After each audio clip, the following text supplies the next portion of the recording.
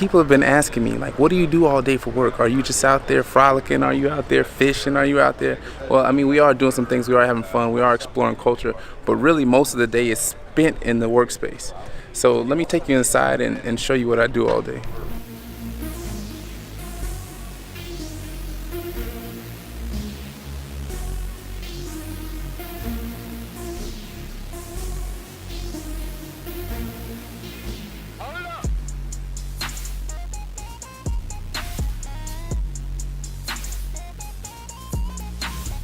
What's going on? My name is Brandon Campbell. I'm an entertainment attorney born and raised in Las Vegas, Nevada, and based out of New York City. And over the next year, I'll be going on a journey to explore culture, traveling through 12 different cities in 10 different countries. I'll also be living like a local to find what's truly authentic in each country. Now be clear, I'm no expert, and I've never done this before. How you stuff this thing? I look forward to bridging the gap between American society and the rest of the globe. So let's explore these places together for the very first time. Meeting new people, having real conversations, and having new experiences. I just hope that at the end of this experience, we can all come out a little bit more open-minded, a little more inspired by the people in the world around us, and with an ever-growing extended family. It's me and Helena Lovric. Yay! And we're on our way to a local radio station. She's taking me there so we can find out and figure out kind of how they do media here in Split. I'm really excited to go because I mean, I haven't really watched much Croatian TV besides Croatian game shows. We're getting an inside look on the radio station here, the programming, and kind of a little bit how they do things. Prije oglasa za zapošljavanje, još jedna informacija iz Hrvatske elektroprivrede za trogirsko područje. Does your local community participate in politics really well? Like, do you know about how many, like, what's the percentage of people who actually vote? And how does voting work here? Like, what is your We are system? overwhelmed with politics. Okay. So everyone is talking about politics too much. And I don't think that's a good thing. It's only because you have to follow what's happening. Otherwise, you would be a fool. You wouldn't even figure what they're preparing. So people are following what's happening. Everyone sort of is frustrated, but it doesn't leave a coffee shop. Like, it doesn't leave daily conversations. So people, I believe, in my understanding of the world, we should have protests every single day because we have a good standard of life, we have good quality of life, right. But salaries, economical situation is not following that. So we are aware of what's wrong, but we just simply don't have guts to change it. And that's, I believe, biggest problem of Croatian society now. And we are so small. We would be one neighborhood like of 4.5 million people. It's something that Americans would be laughing at. They would be like, oh, we can send one mayor to you to sort things out. 4.5 million people is smaller than the city of New York. See. And that's the size of your entire country. See. So I believe in a moment in which we would realize of how small we are, that should be motivation to bring us together, not the opposite.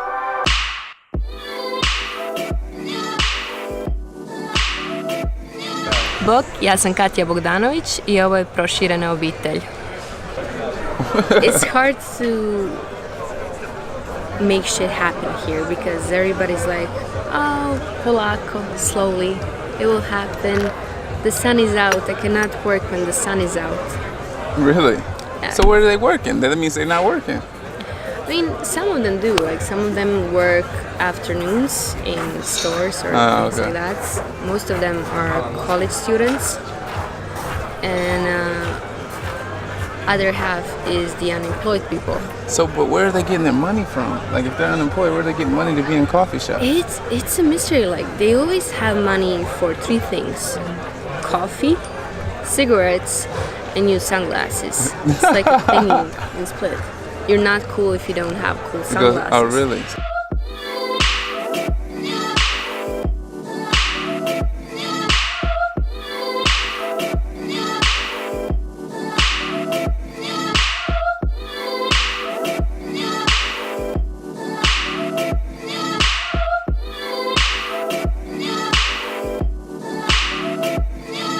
I'm in Dubrovnik, Croatia. We're right in front of Old Town Dubrovnik, and you guessed it, this is the scene of where they shot a lot of seasons of King's Landing from Game of Thrones. So we're going to learn a little bit of history about Dubrovnik.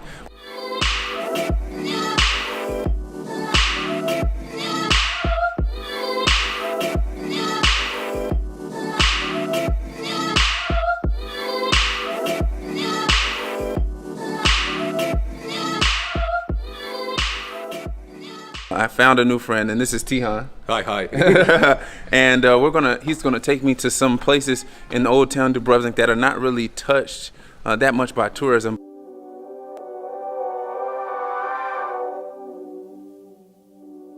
It's hard to live in the city with this number of tourists arriving every day. Right. Once in a day it can be up to 8,000 people. Wow. Coming mainly during the morning hours for visiting the city. So you have to, we all understand people who live over here, which the number drops every year. But again, we can't say no. As you see over here, there is nobody. On the main streets, there are many people walking down. We are going to take a walk on the old town city walls. Let me show you how high up that is. Way all the way.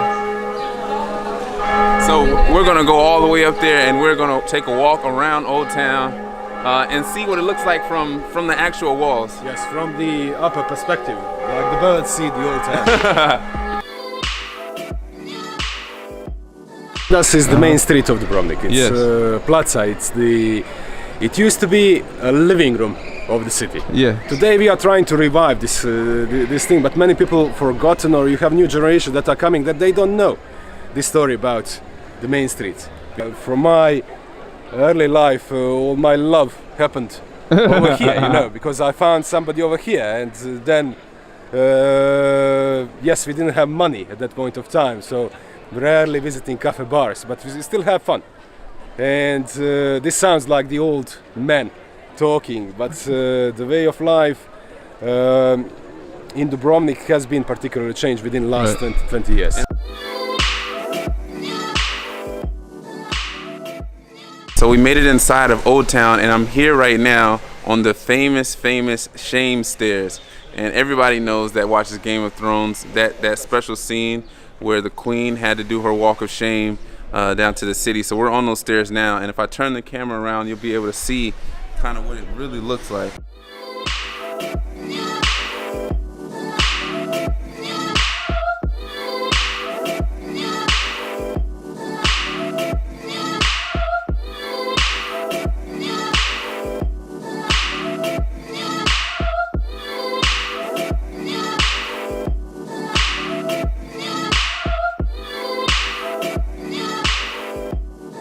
We're at the National Theater of Split, and I'm so excited to have this conversation with Ivan Burazin, who is the Shift Conference founder and a startup owner of Code Anywhere. Is that right? Code Anywhere. And here we are with Ivan. We're just going to sit down. We're going to have a nice conversation. We have a beautiful backdrop behind us, and let's see what we can learn about the startup community here. I was fortunate enough to meet you through a mutual friend and mentor back in the States. He introduced us, and we sat down and got acquainted over lunch. You are actually from Canada, is that correct? True.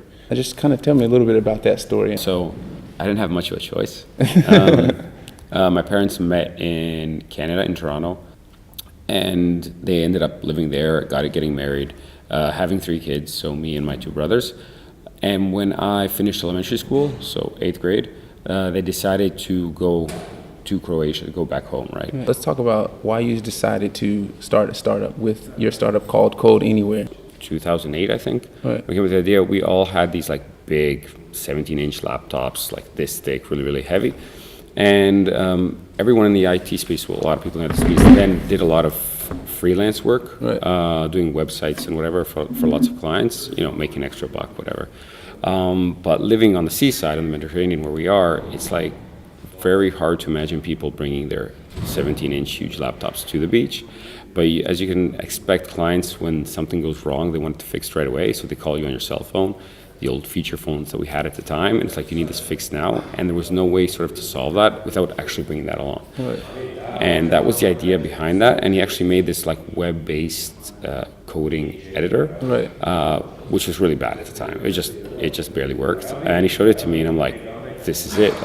And I did all like the marketing, management, design, whatever. He just did coding, I did everything else.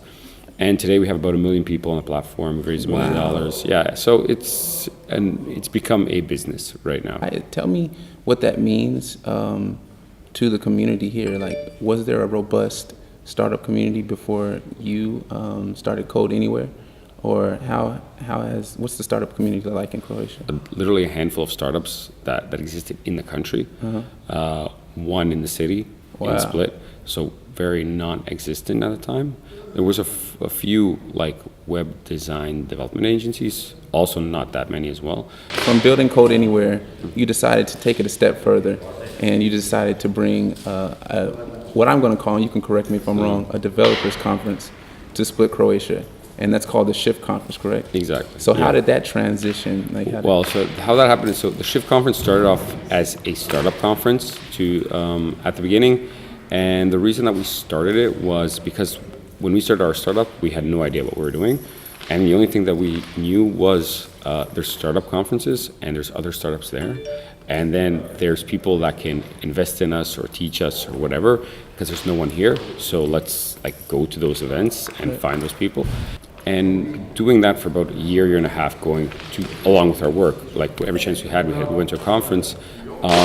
We actually looked at nothing like that was happening in the country. There was no startup conference. And we're why not? Why not sort of give back to the community? And we did it the first year, and people were really happy with it. And you have to do it again, and we just kept on going and going and going. One thing I remember is one of our sponsors, which are today our sponsor. At that point, we asked them would they sponsor our event? They're like I would, but there's no point. You can't succeed doing that event in the country, let alone in that city. So it's Split. And you proved them wrong. So now we're in a theater, which really looks like it's somewhere where you would have maybe a ballet. Ballets are here. I think they're having it tonight. Wow. Yeah. So ballets and plays, and you brought a startup, conference and / developers conference here.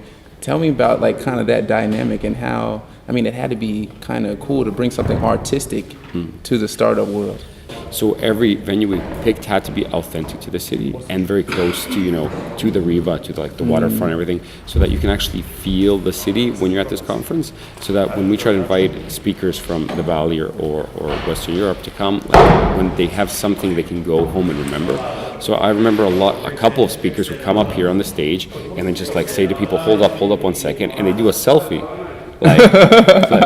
Mom, I'm on stage, I'm in theater, right? So it's something that they never had before, and it's something that I remember, and it's something that is special to our conference. That's super cool. What has that meant to Split, and what has that meant to Croatia, the startup community, the business community in Croatia? What you've been able to do from Code Anywhere to now your Shift conference? What has that done to the community? While we were a startup conference, we also had a startup competition.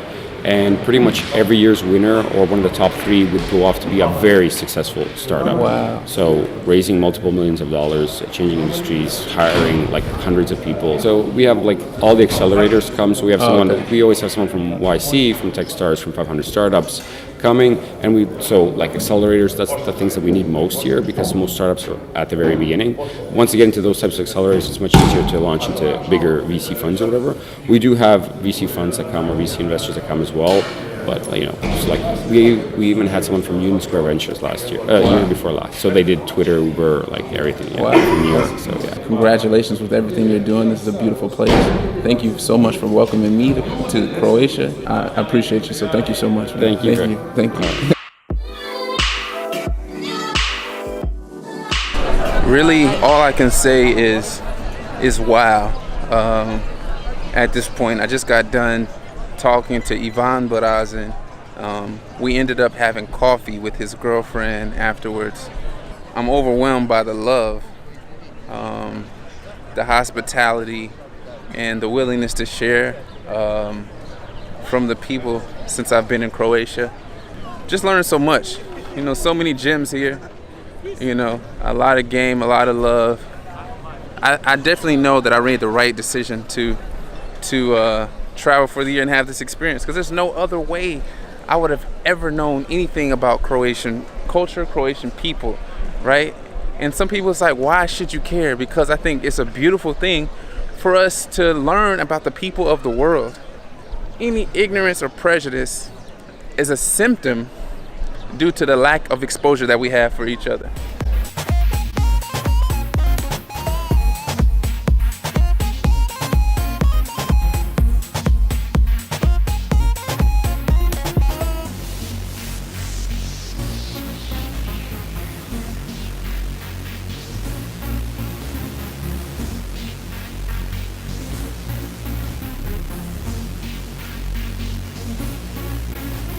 add me on Instagram for daily discoveries. And I want your perspective. When you see a story, leave a comment, ask a question, or tell me what you want to see.